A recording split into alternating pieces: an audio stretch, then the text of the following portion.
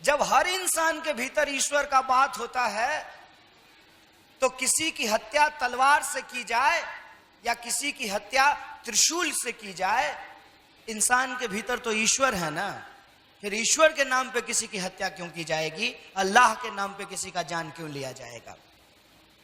यह प्रश्न हम तमाम लोगों को समझना पड़ेगा कि यह वातावरण लगातार समाज के भीतर क्यों पैदा किया जा रहा है।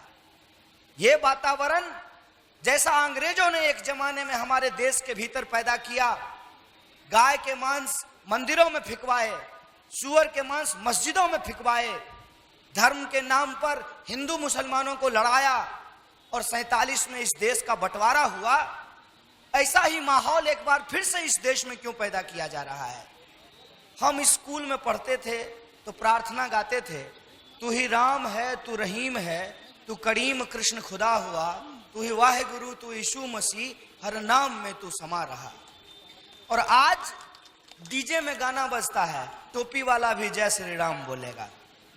बताइए इस भाषा के पीछे कौन सी मानसिकता काम कर रही है? इसके पीछे का साजिश क्या है? कौन हमारे नौजवानों के हाथों में पत्थर थमा रहा है? कौन हमारे नौजवानों के हाथों में बंदूक थमा रहा है? कौन हमारे नौजवानों को आज दंगाई बना रहा है? ये बात हमको समझना पड़ेगा।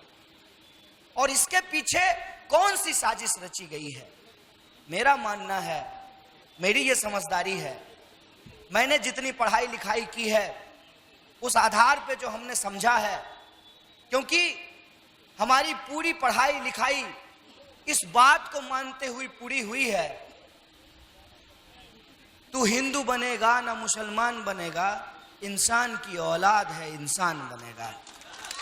अगर इस बात को मानते हुए हमने इस देश को देखा है तो आप यहां जो बैठे हुए लोग हैं, आप क्या पहने हैं इस आधार पे मैं आपको नहीं देख रहा हूं।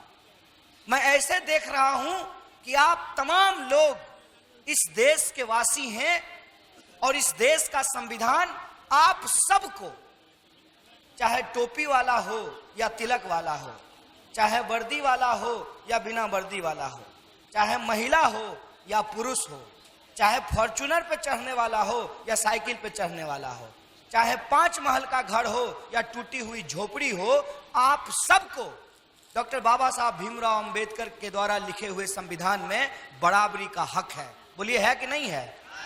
ऐसा है क्या कि मोटका आदमी का वोट 5 होगा और पतरका आदमी का वोट 1 होगा? कि मोटकों का वोट 5 होगा और पतरकों का वोट 1 होगा? ऐसा है क्या कि डीजीपी का वोट 5 होगा और सिपाही जी का वोट 1 होगा? कि सबका वोट 1 होगा? ये जो बराबरी का भाव है, इस बराबरी के भाव के आधार पर ही हम ये समझते हैं कि जब देश के आम लोगों की समस्याएं कुछ और हैं, किसान लगातार खेती छोड़ना चाहते हैं, कोई किसान नहीं चाहता है कि उसका बाल बच्चा किसान बने। कोई मिला है आपको ऐसा किसान जो कहे कि नहीं नहीं हम बहुत मेहनत कर रहे हैं, हम चाहते हैं कि मेरा बाल बच्चा किसान बन जाए, इंजीनियर बन जाए, डॉक्टर बन जाए, लीडर बन जाए, कलेक्टर बन जाए, एक्टर बन जाए, कुछ भी बन जाए, ठेकेदार बन जाए, मुखिया बन जाए, सरपंच बन जाए? कोई ये नहीं कहता है कि हमारा बच्चा किसान बन जाए।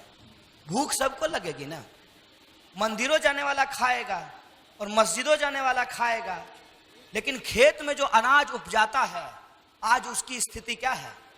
पिछले कुछ महीनों में 12,000 किसानों ने आत्महत्या की है। और कितनी खतरनाक बात है, इसको समझ लीजिए कि हम और आप जब जाते हैं बाजार में दाल खरीदने के लिए तो 200 रुपये किलो खरीदते हैं। तो दाल उपजाने वाला जो किसान है उसको तो अरबपति हो जाना चाहिए ना, उसके घर के सामने मर्सिडीज होना चाहिए, उसका जो है शिमला में बंगला होना चाहिए, उसके घर पे हेलीकॉप्टर होना चाहिए, क्योंकि दाल 200 रुपये किलो बिक रहा है। तो किसान आत्महत्या क्यों कर रहा है? किसान आत्महत्या इसलिए कर रहा है कि उसको दाल का दाम 200 रुपये किलो नहीं मिल रहा है, उसको प्याज का दाम 200 रुपये किलो नहीं मिल रहा है, उसको 2 रुपये किलो मिल रहा है। और ये जो 198 रुपये का बेईमानी है, उसी बेईमानी के पैसे से इस देश का मीडिया खरीदा गया है, इस देश का नेता खरीदा गया है।